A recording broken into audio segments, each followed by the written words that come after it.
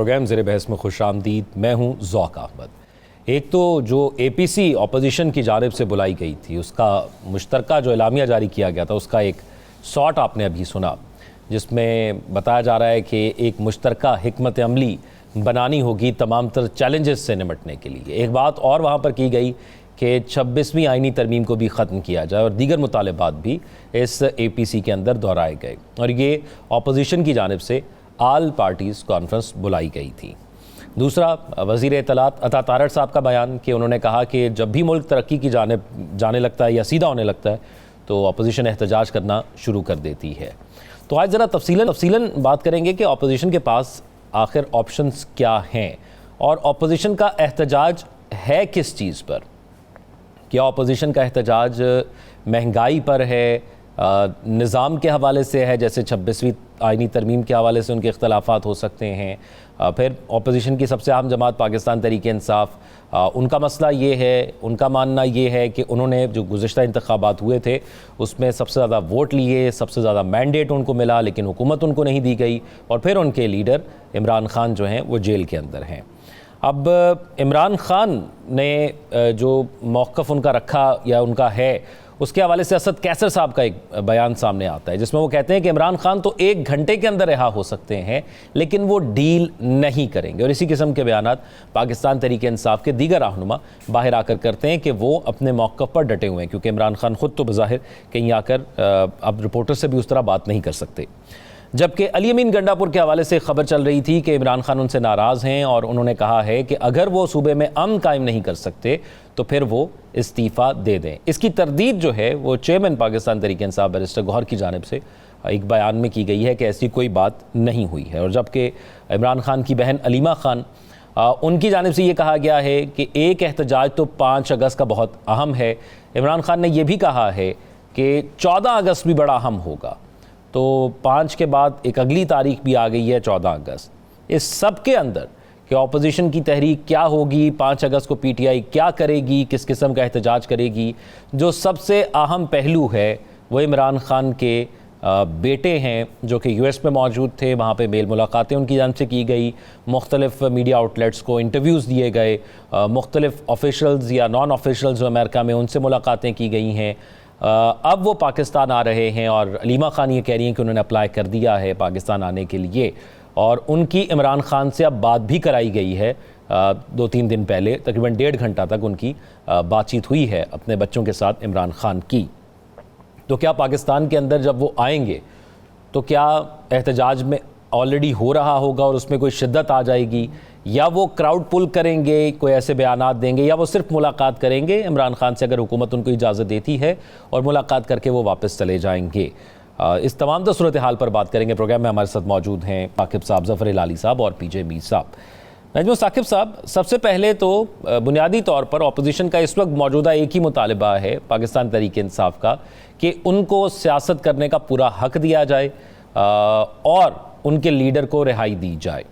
आपको लगता है कि उनके पास कोई ऐसा ऑप्शन मौजूद है जिससे अपने इस मुतालबे को वो हासिल कर सकें?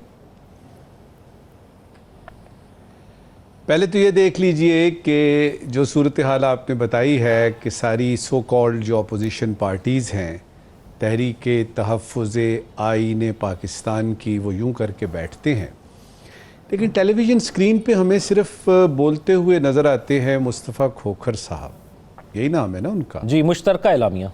अच्छा जी, मुश्तरका एलानिया। तो वो मैं ये देख रहा था कि नॉर्मली बहुत फिलबदी बोलते हैं और बहुत अच्छा बोलते हैं, कोहेजन के साथ बोलते हैं और सेंसिबल बातें करते हैं। लेकिन हमने देखा कि उन्होंने ऐनक लगाई हुई है और वो पढ़ते जा रहे हैं। तो यहाँ से मुझे थोड़ा सा शक हुआ कि ये क्या सिलसिला है भाई।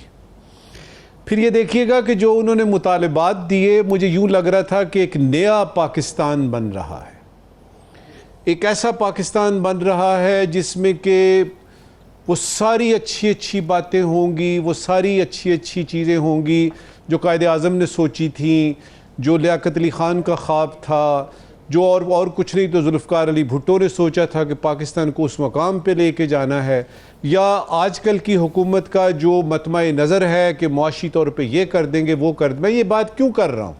देखिए, अपोजिशन कहती है कि मुल्क में कोई आईन ही नहीं है, जमहूरियत ही नहीं है, और फिर वो एक कमीशन बनाना चाहते हैं, ट्रूथ एंड रेकन्सिलिएशन कमीशन, जी, कि दूध का दूध करें और पानी का पानी करें, और ये क्या हो रहा है, और फिर गरीब को रिलीफ नहीं मिल रहा, और कुछ नहीं तो SIFC को तहलील किया जाए।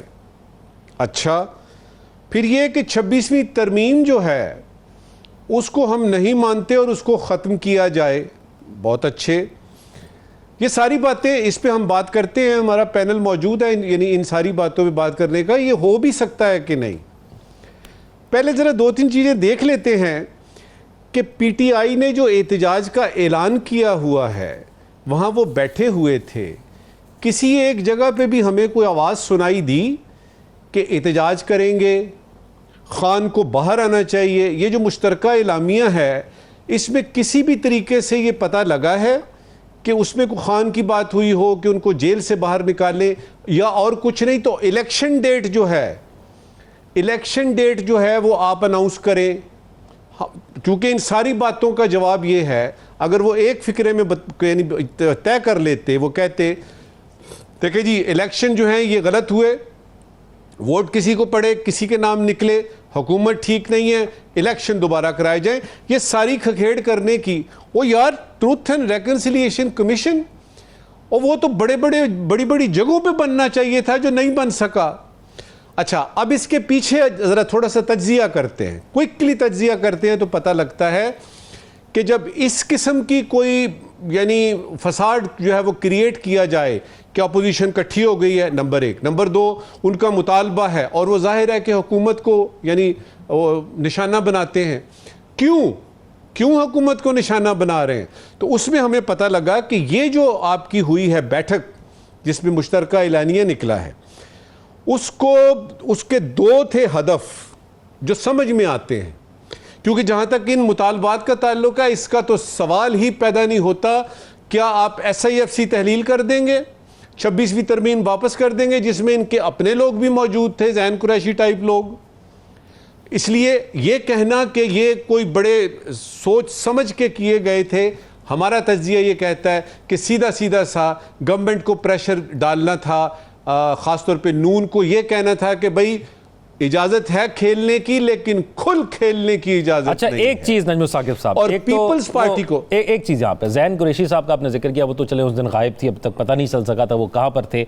लेकिन पाकिस्तान तहरीक इंसाफ ने आपको नहीं लगता कि माजी से सीखा? पहले वो असम्बलियों से बाइकआउट करके चले गए थे, असम्बलियाँ भी तहलील कर दी, इस दफ़ा KP की असम्बली भी कायम है, वो असम्बली में रहना भी चाहते हैं, लेकिन वो कहते हैं कि हमें असम्बली में रहने नहीं दिया जा रहा, हमारे के खिलाफ फैसले आ रहे हैं, हमें गिरफ्तार किया जा रहा है। देखिए, ये तो बात है, ये तो आपने सवाल किया PTI के बारे में। PTI के बारे में तो हम कई दफ़ा कह चुके हैं कि उनके लोग जो हैं वो मुस्लिम लीग नून में जा रहे हैं। 9 मई का देख लीजिए 100 से ज़्यादा पकड़े गए हैं। उसके बाद पंजाब की सूरत हाल देख लीजिए, कभी ना अहली का उन पर वो प्रेशर है, कभी कुछ है। और अगर KP की आप बात करते हैं तो KP तो सीधा सा है। अभी कल ही खान साहब ने बयान दिया है कि गंडापुर साहब, आप अगर ये ऑपरेशन नहीं रोक सके तो घर जाइए। मैं तो इस वक्त ओवरऑल की बात कर रहा हूं, और उसमें नून का मैं बता रहा था आपको कि प्रेशर में लाने की कोशिश है कि आपको खेलने की इजाजत है, खुल खेलने की नहीं। और सबसे अहम जो इसमें पहलू है, इस वक्त की आखिरी बात, सबसे अहम पहलू है कि हदफ था PPP। शायद अंदर खाते में PPP जो है वो सर उठा रही है और कह रही है जी कि साड़ी वारी कदों आएगी। तो उस सिलसिले में ज़रा 2 बयानात देख लीजिए तो आपको सिचुएशन पूरी समझ आ जाएगी कि इस बैठक का मकसद क्या था। पहला होता यह है कि जी बात आती है, यानी जरदारी साहब बयान देते हैं 2-3 दिन पहले, उसके बाद बिलावल साहब भी बात करते हैं, और अचानक वो आ जाता है कि जी बलोचिस्तान जो है ना, उनके तो दिल जीतने हैं। बिलावल साहब ने कहा उनके दिल जीतने हैं, और जरदारी साहब भी बड़े तरद्दुद के साथ बलोचिस्तान की बात करते हैं।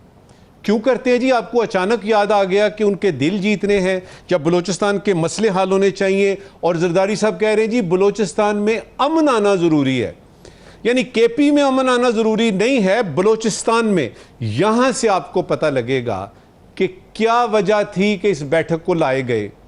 वरना इस बैठक में की हुई एक भी बात, ये जो तहरीके तहफ़्फ़ुज़े आईन पाकिस्तान है, ये अचानक आते हैं, अचानक मीटिंग करते हैं और डिस्पर्स हो जाते हैं।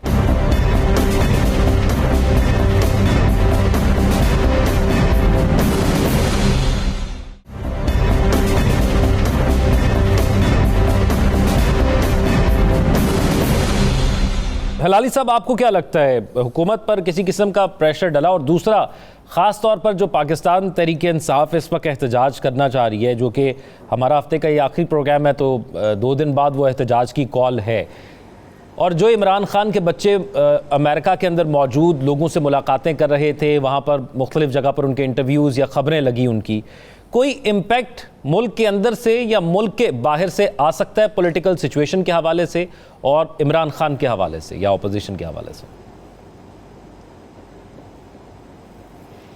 देखिए, मुल्क के अंदर जो है पीटीआई नाकाम हो गई है, उसका मतलब यह है कि उस किस्म की एजिटेशन और डेमोन्स्ट्रेशंस और मार्चेस और शोर शराबा जो हमने देखा हुआ है पॉलिटिकल पार्टीज कर सकते हैं अगर उनके पास अगर उनकी मशीनरी ठीक हो और उनके सपोर्टर्स को वो जोश और वलवला में ला सकते, वो तो नहीं हुआ।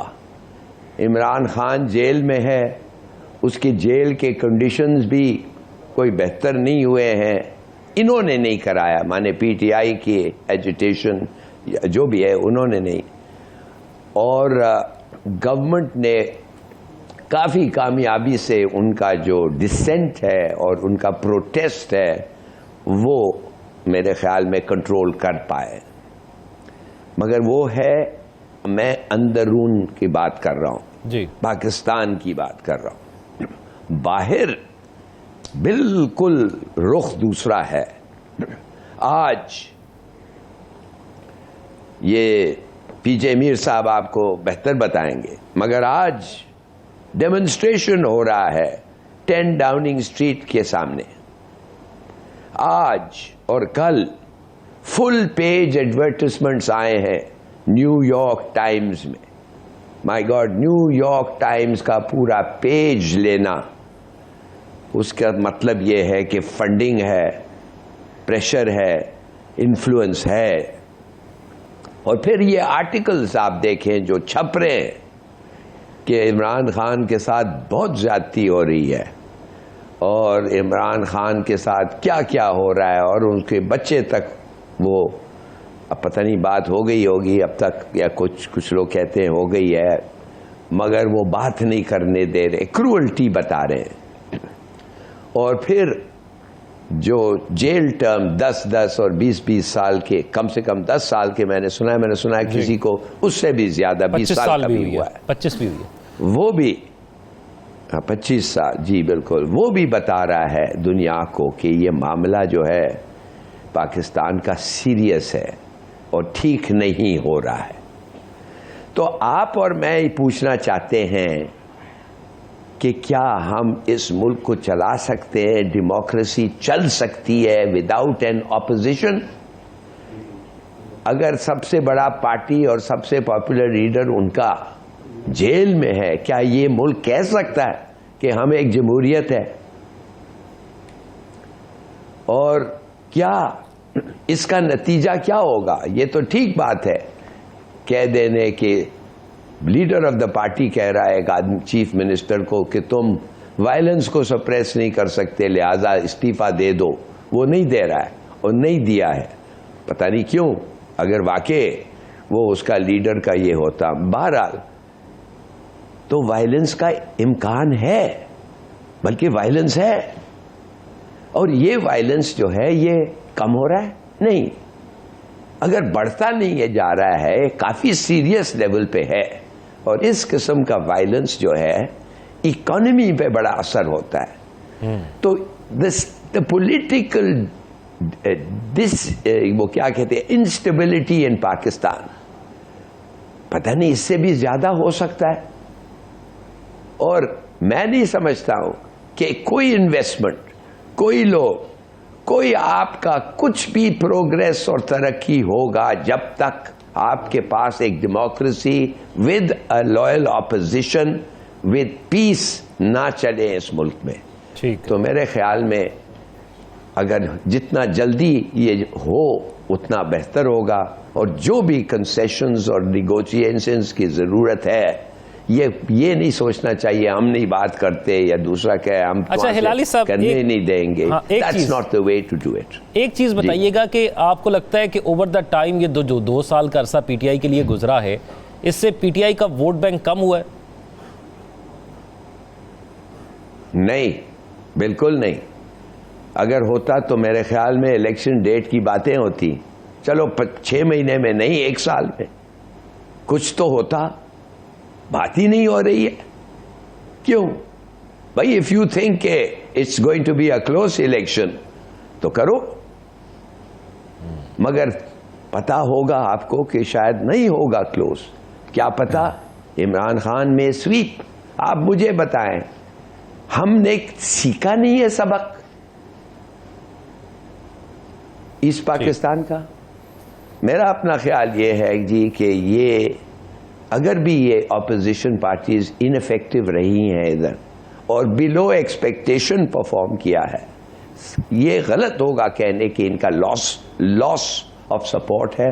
गलत होगा कहने कि ये अनपॉपुलैरिटी दिखाता है इमरान खान का। Not at all. अच्छा मीर साहब, ये जी नहीं हो सकता साहब, ज़ौक ये एक कमेंट ले लीजिए। देखिए वोट बैंक का जो आपने पूछा ना पीटीआई का, उससे फ़र्क क्या पड़ेगा? असल चीज़ तो ये है कि जब उसका वोट बैंक था, उसको वोट पड़े, वो गिने नहीं गए। तो अब फ़र्ज़ करें वो ग्राफ जो था वो 10 में से 8 था पहले, अब वो 10 में से 10 हो गया है। फ़र्क क्या पड़ेगा? अगले इलेक्शन होते हैं और अगर वो इलेक्शन ऐसे ही हुए जिस तरह के पिछले इलेक्शंस हैं तो फ़र्क क्या पड़ेगा? लिहाजा वोट बैंक वाली बात जो है ना, वो इतनी अहम इसलिए नहीं बनती कि पढ़ने और गिनने वोटों का जो वो हिसाब किताब और है। ये बात तय है, ये उनके मुखालिफ भी मानते हैं कि जहाँ तक पार्टी की बात है पीटीआई सबसे बड़ी पार्टी है। जहाँ तक मकबूलियत की बात है, इमरान खान इस मुल्क में सियासत में सबसे मकबूल लीडर है। लेकिन इस मकबूलियत के ख्वाब को आप ट्रांसलेट रियलिटी में नहीं कर रहे। मसला यहाँ पे है। मकबूलियत है, कबूलियत नहीं है। पीजे मीर साहब, कसूर है कि ये रियलिटी में नहीं हो रहा है। ये आपने कभी सुना है कि डजंट मैटर कि एक लीडर का पॉपुलैरिटी क्या है या उसके कितने वोट्स हैं? फर्क ही नहीं पड़ता। अगर आप इलेक्शन नहीं, अगर वोट्स आप गिनना नहीं चाहते तो फर्क ही नहीं पड़ता। माय गॉड, इसके माने भाई what are we talking about? ये कौन सा सिस्टम है जो वो इलेक्शन होता है और वोट ठीक से गिनती नहीं करने जाते हैं और लोग कहता है कोई फर्क नहीं पड़ता, वोट भी ना गिनो, उसकी पॉपुलैरिटी को भी ना एडमिट करो। रिमार्केबल। मेरा ख्याल है let's not talk of democracy, कोई और चीज पे बात करें। मीर साहब, काफ़ी किस्म का पॉइंट ऑफ व्यू अब आपके सामने आ गया। 2 चीज़ें हैं। पहली चीज़ तो ये कि आपको लगता है कि माजी को देखते हुए पाकिस्तान की सियासत को इस वक्त जो ऑपोजिशन है वो सबसे कमज़ोर, या इसको अगर मैं ये कह लूँ कि कंट्रोल्ड ऑपोजिशन है, आपको लगता है ऐसा है? कब पाकिस्तान में कंट्रोल्ड ऑपोजिशन नहीं रही है? हमेशा ऑपोजिशन कंट्रोल्ड ही रही है। और ये कसूर जिसके हम सारे डिस्कशन कर रहे हैं, देखो इसके अंदर जितने भी ये मैं कहूँगा ये जो पॉलिटिकल पार्टीज हैं, आप इनको ब्लेम ना करें, वेदर गवर्नमेंट में हो या ऑपोजिशन में। अगर आपने ब्लेम करना है किसी को तो आप अपने कोर्ट्स को करें, अपने जुडिशल सिस्टम को करें, क्योंकि जुडिशल सिस्टम जब तक फेयर नहीं होगा, इसी तरीके से whether it is PMLN, Peoples Party और PTI, ये बाहर जाके दूसरे साहिलों के ऊपर जाके प्रोटेस्ट करेंगे। और भाई ये पाकिस्तान में हम क्यों नहीं कर सकते हैं? आप डेमोक्रेसी की बात करते हैं, कहाँ है डेमोक्रेसी? डेमोक्रेसी वहां होती है जहां आपकी आजादी होती है। तो यहाँ अगर आप बंद हो जाएंगे तो आप क्या बात करेंगे? तो लोग कहाँ जाएंगे? लोग बरतानिया में होंगे, अभी ये डाउनिंग स्ट्रीट के बाहर एक जलसा शुरू हो गया और वहां से ये करेंगे, फिर उसके बाद न्यूयॉर्क का भी हिलाली साहब ने न्यूयॉर्क टाइम्स की बात की, ये कोई मजाक नहीं है। न्यूयॉर्क टाइम्स के अंदर पूरा page, that means hundreds of thousands of dollars, ये कोई मजाक नहीं है। But do we need to spend that outside? Do we need to go outside Downing Street? Why can't we do everything in Pakistan? अगर हम democracy की बात करते हैं, हमें वहीं खड़े होके जिस मुल्क की हम बात कर रहे हैं, जिस मुल्क को गवर्नेंस की बात कर रहे हैं, तो हमें वहीं करना है।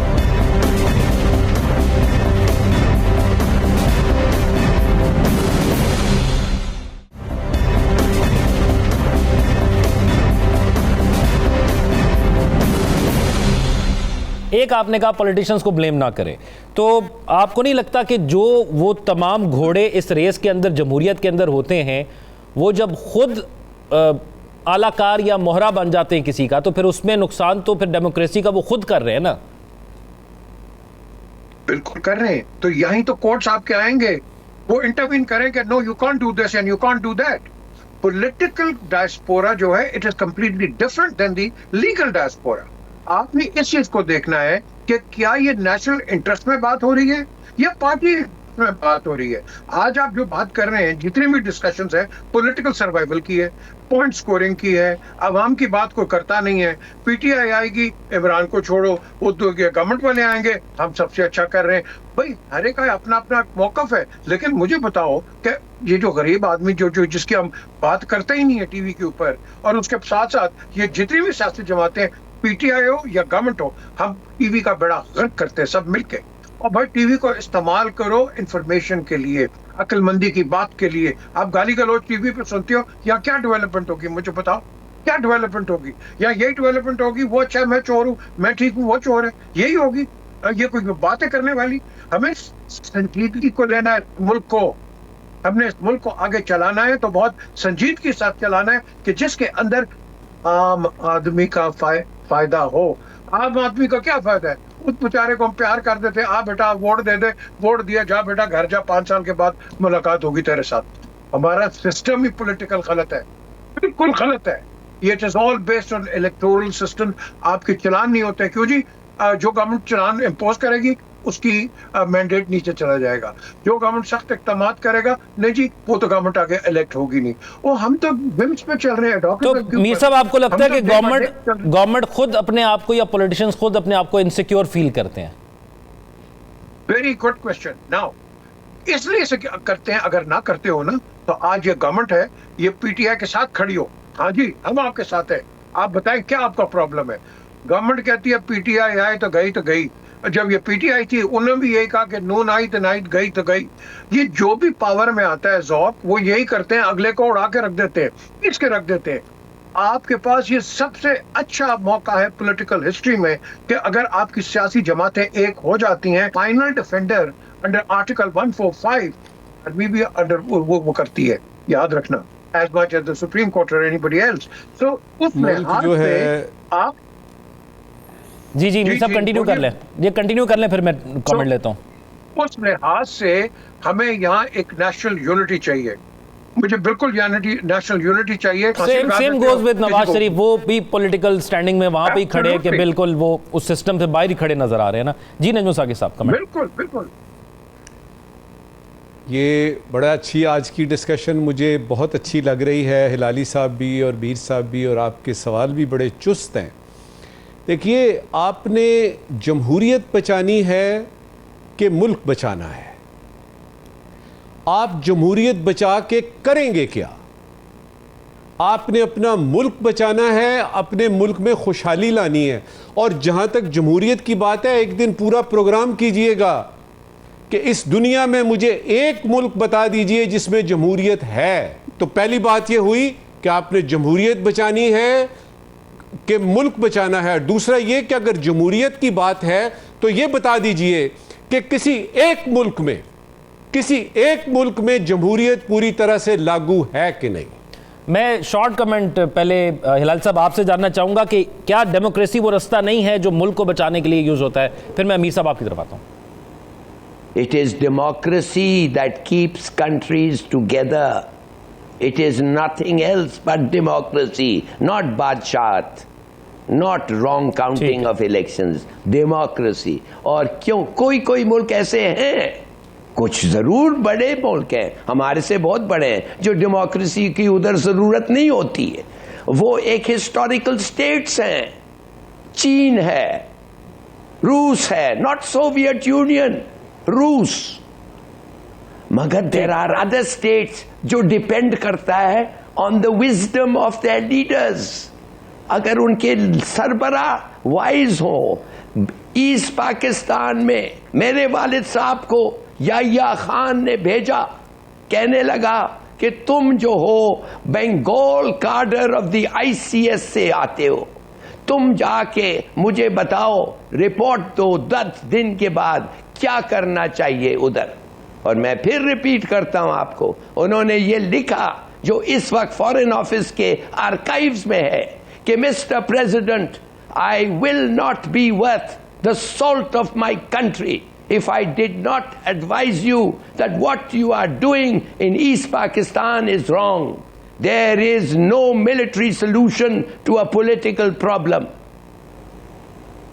तो कौन सा solution है to a political problem? Elections. ठीक से गिनती करो, नतीजा जो हो प्रोक्लेम करो, और जो जीता है उसको ओहदे में आने दो। तो खुदा के लिए let us not experiment and try, सीखें सबक हिस्ट्री से। जी मीर साहब, आपका कमेंट पे ब्रेक। देखिए, हम जब बाहर के मुल्कों की बात करते हैं वो एसेंट होता है, there only signatory heads. Real parliament जो होती है बाहर होती है, पार्लियामेंट के पास होती है। हमारा जो पार्लियामेंट है आज, जो पार्लियामेंट्री फॉर्म हम लेके आए हैं, मेरी नजर में ये फेलियर है। हमें यहाँ चाहिए, हमारी दोस्तियां किन के साथ है? चाइना जो कि कम्युनिस्ट कंट्री है, वो प्रेसिडेंशियल फॉर्म के ऊपर है, प्रेसिडेंट है उसका, हम पार्लियामेंट के ऊपर है। मुझे बता दें आपकी कितनी प्रॉब्लम्स आई हैं पार्लियामेंट के अंदर, 50 से लेके अभी तक आप देख लो आई। We need a presidential form of government. जब तक ये नहीं आएगी, आप इसी क्वैगमायर में इस तरह रुलते रहोगे। तो बेसिकली हमें अपने सिस्टम को रिव्यू करना है, रिवाइज करना है, रिफॉर्म करना है। That is the way forward. ये बातें सारी बहुत अच्छी हो गई हैं। अफसोस ये होता है कि हमारे यहाँ असेंबलीज में इस किस्म की बातें नहीं, जिसका असल किरदार होता है पॉलिसीज़ बनाने के लिए। अगर वहाँ पर इस किस्म की डिबेट्स हो जाए तो हमें यह पता लग जाए कि खामियां कहाँ हैं, खूबियां कहाँ हैं, और खामियों को दूर कैसे करना है और सिस्टम को कैसे बेहतर करना है। नाज़रीन, कुछ ज़रा मुआशी सूरत हाल की बात ज़रा तफसील से इस सेगमेंट के अंदर करेंगे, क्योंकि खुशखबरी तो इस महीने के आगाज़ में, क्योंकि ये इस महीने में पाकिस्तान आज़ाद हुआ था, अगस्त का महीना हमारे लिए बड़ा ही अहम होता है और खुशियों बड़ा होता है। तो हुकूमत ने एक 7 रुपये का तोहफ़ा दिया है पेट्रोल की सूरत में, जो पेट्रोल सस्ता हुआ है। अब 14 अगस्त गुजरने के फ़ौरन बाद 15 तारीख को क्या होता है ये नहीं पता, लेकिन उसके साथ साथ पाकिस्तान की US के साथ ट्रेड डील हो गई है।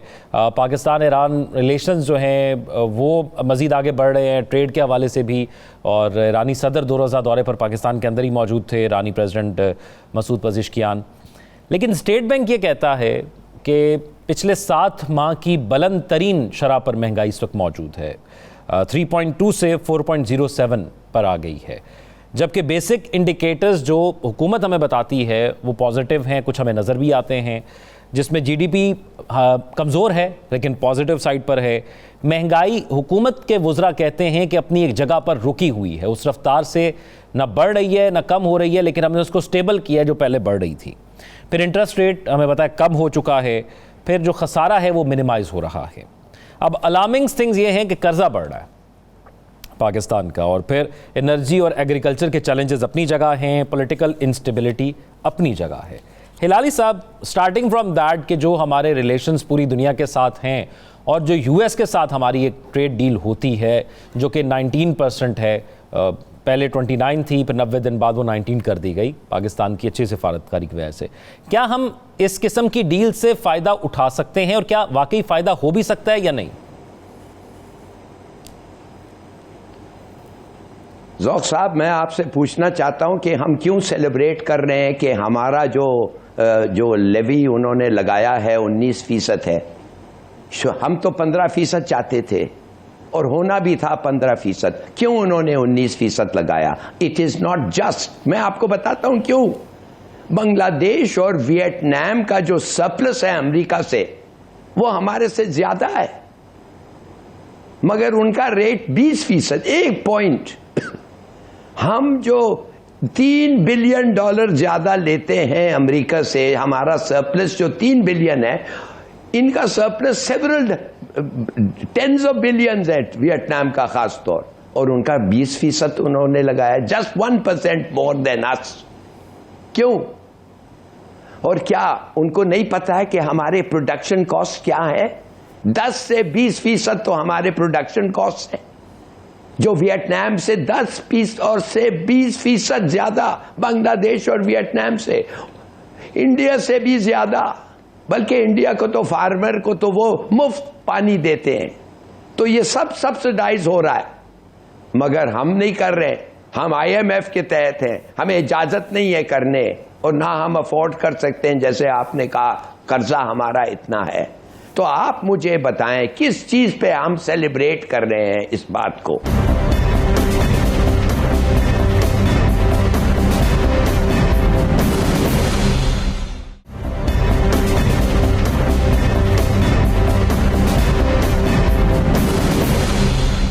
हिलाली साहब, हम हिलाली साहब बांग्लादेश को, हिलाली साहब, हम इस पोजीशन पे थे कि हम पॉइंट बाय पॉइंट कर सकते। यार ये पोजीशन क्या है पॉइंट बाय पॉइंट करना? जब आप नेगोशिएशंस करते हैं, आप उनको कहते हैं you want a fair deal, हम भी चाहते हैं फेयर डील। आप चाहते हैं कि अगर हमारा सरप्लस हो, आप हमारे से ज्यादा चीजें हमें खरीदवाएं। आप हमारे से सोयाबीन्स खरीदवा रहे हैं, आप हमारे से तेल आपका हमने प्रॉमिस किया है, आपका कॉटन यार्न हम ले रहे हैं। आपको पता है उनका तेल कितना महंगा है सऊदी ऑयल से, कुवैती ऑयल से? और वो जो इसके मतलब ये है कि हमने वादा करके आए हैं कि हमारा कर्ज अब बढ़ेगा, not our surplus will be reduce, हमारा कर्ज आपसे बढ़ेगा। यार व्हाट इज दिस? ये किसने कहा कि इस किस्म की निगोशिएशंस पे आप जाएं? ठीक है, मैं तो समझता हूं, आई एम वेरी सॉरी, कि एक ही चीज है हमारे फायदे में, वो ये है कि रुपया जो इतना वीक है, तो इट इज हमें इतना यू नो माने कि हमारा रुपया इतना वीक है कि हम डॉलर से उनको जब पाकिस्तान से कुछ खरीदना हो तो उनको बहुत सारी चीजें ले सकते हैं। मगर I don't think that there is any cause for celebration जो हुआ है। अच्छा मीर साहब, पाकिस्तान की करंट कंडीशन में अगर हम हुकूमत के वुज़रा किसी भी हुकूमत को सुनेंगे तो वो यही ऐसा लगता है कि सब ठीक हो गया है। माहिर मईशियात या बिजनेसमैन को सुनते हैं तो उनको लगता है कि पाकिस्तान मुश्किल सूरत हाल में, अपनी जेब को भी देखें तो लगता है कि मुश्किल ही है। तो ये इंडिकेटर्स कुछ बेहतर कर सकते हैं? हम उम्मीद तो लगाते हैं कि जो हुकूमत कह रही है ठीक है, लेकिन बेहतरी भी आ जाए। जो भी हुकूमत होती है वो कभी भी उसके वज़रा जो हैं अपनी गवर्नमेंट की पॉलिसी के खिलाफ नहीं जाते। वो बिल्कुल कहेंगे, हर government, whether it is a military और अ सिविलियन गवर्नमेंट, हर गवर्नमेंट यही कहती है हम बहुत अच्छा कर रहे हैं, भाई ठीक है कर रहे हैं। लेकिन जो ग्राउंड के जो आप कह लो जो इंडिकेटर्स होते हैं वो बिल्कुल मुख्तलिफ हैं। हम बड़ी बड़ी बातें करते हैं, हाँ जी उसको 15%, 9%, 19% ये भी हो। किसी ने कभी सोचा है आपके फाइनेंस मिनिस्टर्स ने कि भाई तुम ट्रेडर्स के साथ तो बात करो, ये ट्रेड किस तरह कर रहे हैं, और ट्रेडर्स को फिर ऊपर से टैक्स लगाओ। तुम बात करते हो हम सरप्लस हो गए, भाई सरप्लस हो गए हो, ये तो वो जब गोता होता है, गोते से बाहर निकलते हो थोड़ा सा सांस आपको आ जाता है, फिर आप उसके बाद दोबारा गोते के अंदर चले जाते हो। आपने लॉन्ग टर्म पॉलिसी बनानी है, ट्रेडर्स को कॉन्फिडेंस मिले, आप इनके कॉस्ट्स निकालें, इनकी प्रॉफिट्स निकालें, और इस तरीके से अपनी इकोनॉमी को एक फ्री इकोनॉमी मैं कहता हूं करो, तो आप कहीं जाके आपको एक रिससिटेशन आएगी, आप उसके अंदर आप सांस ले सकोगे। हम वो सांस नहीं ले सके जब तक, याद रखना कि जब तक टैक्स कट्स नहीं होंगे। आप क्या कर रहे हो, बड़ी बड़ी कंपनियों को टैक्स लगा रहे हो, तो द थिंग इज आप बड़ियों को कितना टैक्स कर दोगे, वो भी गिर जाएंगे, इवेंचुअली भाग जाएंगे। आपको ग्रास रूट से जब तक मार्केट ट्रेडर को कॉन्फिडेंस नहीं दोगे, आपकी इकोनॉमी नहीं होगी। हमारी तो है सारी माइक्रो, ठीक है, क्योंकि अनचार्टर्ड है। अभी भी आपका बिलियंस ऑफ डॉलर्स का जो पैसा है ये मार्केट ट्रेडर खा जाता है। एफबीआर को जाता है पैसा, कोई मुझे बता दो कहां जाता है? ये डरते हैं। अच्छा उनको टैक्स क्यों नहीं लगाते? मेरा वोट बैंक खराब होगा। और भाईजान आपका वोट बैंक खराब होगा, लेकिन हमने पाकिस्तान का सोचना है। नजम साकिब साहब जो बात कर रहे हैं, पाकिस्तान का पहले सोचो, पार्टियों का बाद में सोचो। Think about the country first. हम पाकिस्तान का नहीं सोचते, हम पार्टीज का सोचते हैं। पॉइंट आ गया। नजम साकिब साहब, अगर मुख्तसरन कुछ मौशी हालात के इंडिकेटर्स पर आप उसको देख सकें, क्योंकि पेट्रोल सस्ता हुआ है, आपको लगता है कि पेट्रोल सस्ता हुआ, आपको लगता है कि इससे फर्क पड़ेगा अब? यार पहले तो ज़रा ये देख लेते हैं ज़ौक मियाँ कि अभी बात हुई है कि हमें ये करना चाहिए था और टैरिफ जो है वो 10 या उससे भी यानी कम होने चाहिए थे। और यार केपी की गवर्नमेंट से तो आप नेगोशिएट कर नहीं सकते, केपी की गवर्नमेंट से तो आप कोई बात मनवा नहीं सकते, और आप चाह रहे हैं कि वो जिसने टैरिफ लगाए वो भी डोनाल्ड ट्रंप, जिसने कम किए वो भी डोनाल्ड ट्रंप। आपके पास बार्गेनिंग चिप क्या थी? क्या क्या आपके पास बार्गेनिंग चिप थी कि आप नेगोशिएट करते? सिर्फ जाके तरले मिनते करते, हाथ जोड़ते कि नहीं जी ये कर लें, ये नेगोशिएशन होती है, इसको तरला मिनता कहते हैं। और वो तरले मिनतों से बात नहीं बनती। और खुदा का शुक्र करें 75% नहीं लगी, ये टैरिफ 75% होता आप क्या कर सकते थे? लिहाजा नजमुस साकिबान के मुसम्मी सेलिब्रेट करेगा कि 29% से 19% हुआ है। और जहां तक ये बात है कि बांग्लादेश और वियतनाम के साथ, बांग्लादेश और वियतनाम का मुकाबला पाकिस्तान से कैसे कर सकते हैं आप? जरा पाकिस्तान की स्ट्रेटेजिक पोजीशन देखिए, उसका न्यूक्लियर होना देखिए, उसके हिसाब किताब देखिए। अफगानिस्तान इधर और इंडिया इधर, और वो जो पूरे इलाके में जो यानी दहशतगर्दी के खिलाफ आप काम कर रहे हैं, आप तो बिल्कुल in the line of fire हैं। और वियतनाम बेचारा छोटा सा मुल्क, बांग्लादेश तो अभी उनको समझ नहीं आ रही क्या करना है। तो मुकाबला करना है तो इंडिया से कीजिए, और इंडिया का क्या पता लग रहा है कि आपसे ज्यादा लगा है। अच्छा, अब आते क्विकली, आपने जो सवाल किया, देखिए मुल्क को उन्होंने कहा जी डिफॉल्ट से बचा लिया है। सच है, अगर वाकई डिफॉल्ट हो रहा था ना तो ये सच है कि डिफॉल्ट से बच गए हैं। रुपये और डॉलर का एक्सचेंज वाला तो थोड़ी देर के लिए रुका हुआ है 280 282 पे, बड़ी अच्छी बात है। खसारा कम हो रहा है, बड़ी अच्छी बात है। स्टॉक मार्केट जो है वो आसमान की बुलंदियों को छू रही है, बड़ी अच्छी बात है। लेकिन लार्ज स्केल मैन्युफैक्चरिंग सेक्टर के बारे में क्या ख्याल है आपका? आपकी इंडस्ट्री किधर जा रही है? एफडीआईज आ रही है, ये जो इन्वेस्टमेंट आती है, सिक्योरिटी को देख के लोग भाग रहे हैं, क्यों? इस तरफ तवज्जो दें। फिर आईएमएफ तो वही मौजूद है, कर्जा तो बढ़ रहा है आपका। फिर ये है कि एक्सपोर्ट्स नहीं बढ़ रही हैं आपकी, महंगाई में कमी आ रही है, महंगाई तो बढ़ रही है। एक पेट्रोल आपने कम कर दिया तो उससे क्या, ये जो आपके सब्जी फरोश हैं, जो आपके दालें बेचने वाले हैं, जो टूथपेस्ट बेच रहा है, उन्होंने कम कर दी है। ठीक है, ये सारी बातें अगर हम देखें तो हमें पता लगेगा कि सिर्फ एक चीज की कमी है। देखिए ये इकोनॉमिक रिकवरी बहुत लंबा प्रोसेस होता है। एक चीज कर लीजिए, और ये मैं हुकूमत वक्त से कह रहा हूं, और वो ये है कि अगर आपके अवाम आप पे एतमाद करते हैं ना तो वो इंतजार कर लेंगे, वो इंतजार कर लेंगे। वो कहेंगे अच्छा एक दिन ये आ जाएगा कि हमारी महंगाई कम हो जाएगी, हमारी खुशहाली आएगी। अवाम का एतमाद बहाल करने के लिए कुछ कर रहे हैं आप कि नहीं कर रहे? हिलाली साहब, आपका पॉइंट इस पर? जी जी भाई, पहले बात तो यह है कि अगर आप इन्वेस्टर को बुलाना चाहते हैं, खुश रखना चाहते हैं और खुश करना चाहते हैं, तो डोमेस्टिक इन्वेस्टर जो है आपका, वो पहला आदमी है जो फॉरेन इन्वेस्टर आके मिलेगा और उससे बात करेगा। और अगर वो लोकल इन्वेस्टर हैप्पी नहीं है, वो कहेगा उसको मैं तो खुश नहीं हूं, मैं तो पैसे इधर नहीं लगाता। तो पहले अपने लोगों को आप खुश करें। तो बिफोर यू लॉन्च समथिंग, अपने लोगों को कहें कि वो उनसे बात करें और रिकमेंड करें। दूसरा ये है यार, कोई लिस्ट ऑफ गवर्नमेंट प्रोजेक्ट्स को बताओ, पब्लिसाइज करो, एम्बेसीज को भेजो, कहो आओ आके देखो। ये नहीं कि इन्वेस्टर कोई नहीं आता क्लूलेस कि पाकिस्तान आएगा और फिर देखेगा कि कौन से प्रोजेक्ट्स हैं। वो पढ़ के सोच के आते हैं और उसको मदद कर, उसको ये दो, एम्बेसीज को ऑर्गेनाइज करने दो, पाकिस्तानी मिशंस अब्रॉड, एम्बेसीज को कहो कि हमारे इन्वेस्टर्स आ रहे हैं, उनको लेंगे और उनको बताओ। दूसरी और फाइनली मैं ये कहूँगा, पेंशन फंड्स हैं भाई, सिंगापुर के पास बहुत पैसे हैं, मलेशिया के पास बहुत पैसे हैं, ये पेंशन फंड्स हैं, इनको कहो ठीक, हमारे पास ऐसे ऐसे प्रोजेक्ट्स हैं कि जो आप सेफली इन्वेस्ट करना चाहते हैं, गवर्नमेंट गारंटी करेगी। Think out of the box, और उसी से बेहतरी होगी। मीर साहब, वेरी शॉर्टली। ये जो हम सारी इन्वेस्टमेंट की बात कर रहे हैं, एक बहुत बड़ा लूप होल है। वेस्ट टू एनर्जी अमेरिकन कई हैं, पाकिस्तानी इसके साथ वो आते हैं यहाँ, कहते हैं जी हमारा क्या कमीशन होएगा, मैं आपको ये रियल टाइम बता रहा हूँ, जो कि अपना पैसा लगाना चाहते हैं और यहाँ आगे उनको कहते हैं जी मेरा की बढ़ेगा, तो इसमें मेरा बल्कि हम पैसे। इसको हम कमिंग वीक में बड़ा डिटेल डिस्कस भी करेंगे। नजमुल साकिब साहब, आज के सवाल। पहले ज़रूरी सवाल, समझ में ये बात आई है कि मुस्लिम लीग नून चौधरी निसार अली और शाहिद खाकान अब्बासी के बगैर चल सकती है और पीपल्स पार्टी एतजाज़ एहसन और रज़ा रब्बानी के बगैर चल सकती है। ज़रूरी सवाल ये कि क्या अली अमीन गंडापुर साहब को पता है कि 2-1 लोगों के चले जाने से कोई फ़र्क नहीं पड़ता, सियासी पार्टियां चलती रहती हैं?